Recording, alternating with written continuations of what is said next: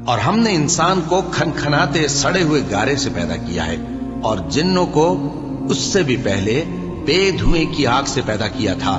اور وہ وقت قابل ذکر ہے جب تمہارے پروردگار نے فرشتوں سے فرمایا تھا کہ میں کھنکھناتے سڑے ہوئے گارے سے بشر بنانے والا ہوں، بس جب میں اس کو درست کر لوں اور اس میں اپنی طرف سے روح پھونک دوں تو اس کے آگے سجدے میں گر پڑنا۔ چنانچہ فرشتے تو سب کے سب سجدے میں گر پڑے مگر شیطان کہ اس نے سجدہ کرنے والوں کے ساتھ ہونے سے انکار کیا۔ فرمایا اے ابلیس، تجھے کیا ہوا کہ تو سجدہ کرنے والوں میں شامل نہ ہوا؟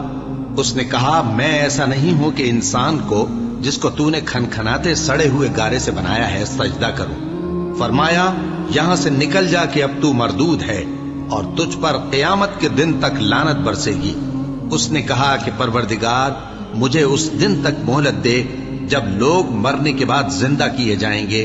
فرمایا اچھا، سو تجھے مہلت دی جاتی ہے وقت مقرر یعنی قیامت کے دن تک۔ اس نے کہا کہ پروردگار جیسا تو نے مجھے بھٹکا دیا ہے میں بھی زمین میں لوگوں کے لیے گناہوں کو آراستہ کر کے دکھاؤں گا اور سب کو بہکاؤں گا۔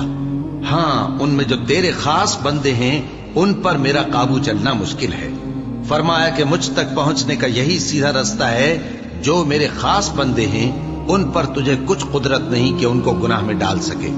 ہاں بد راہوں میں سے جو تیرے پیچھے چل پڑے، اور ان سب کے وعدے کی جگہ جہنم ہے، اس کے 7 دروازے ہیں، ہر ایک دروازے کے لیے ان میں سے الگ الگ حصہ ہے۔